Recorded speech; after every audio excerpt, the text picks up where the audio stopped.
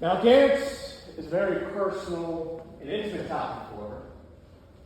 I want you to know that it is the one thing that she has inside herself, the knowledge of dance, that no one was ever able to take away from her. Feels vulnerable to disclose this to you about dancing because besides her and her husband Jules and her 4 children, it is what she loves most. I'm going to try to do my very best to describe in detail and I'll dance in heartily.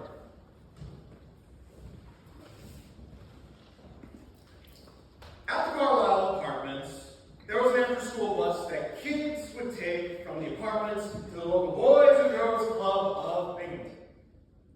You had to be a certain age to be on this bus, and you needed parental permission. Sammy was not old enough, and she did not have parental permission. She was 6. I think you had to be 8. The bus driver asked her to spell her name.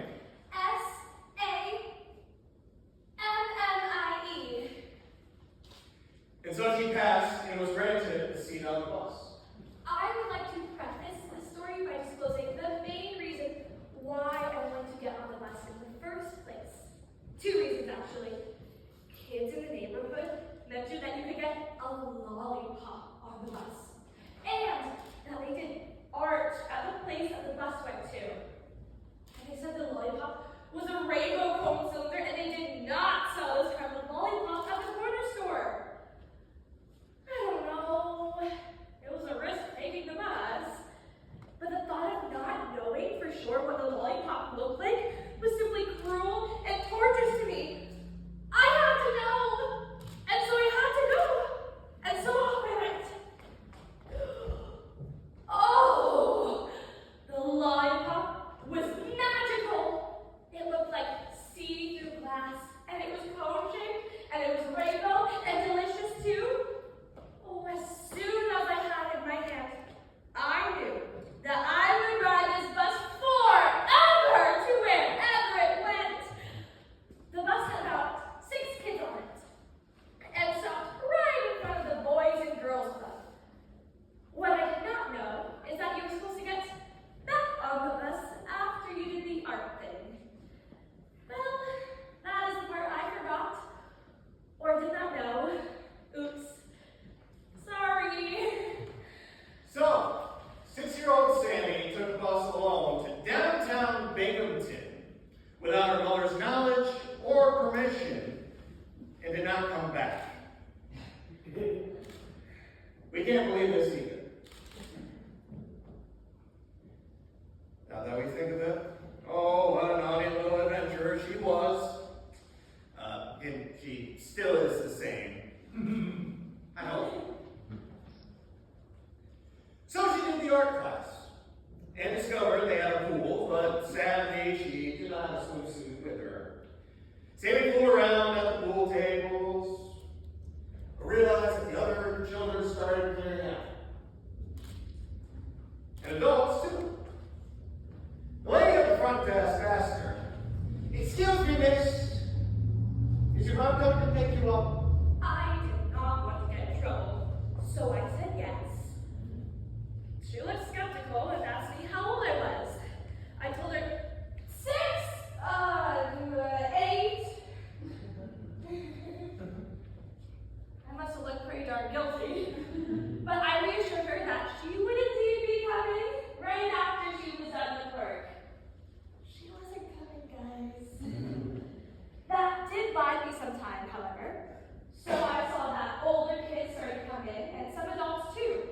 There was a crochet class at the front of the building, a room where one lady said the rosary, and then the grandest room of all, a room with music, a record player, and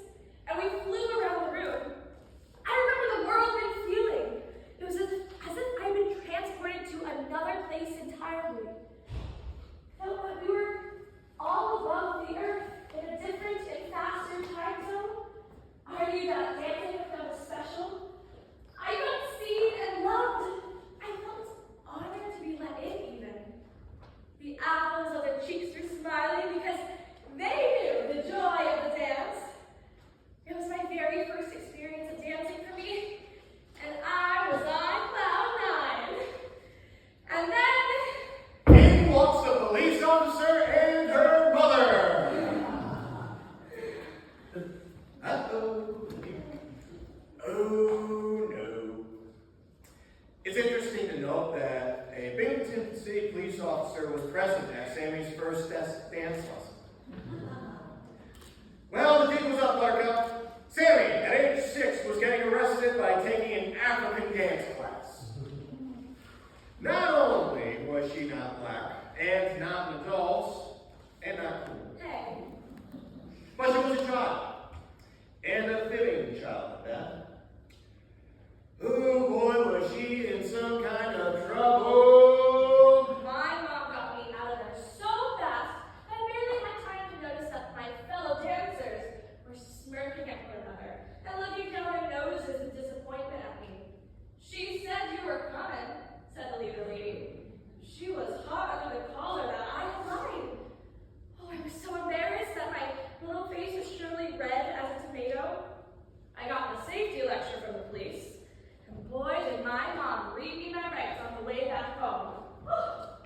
The good news is, I could still go up to the Binghamton Boys and Girls Club as long as my mother knew about it. I tried to explain to her that what I really wanted to see was that lollipop that everyone was talking about. And I remember her scolding me. Oh, lollipop, Samantha!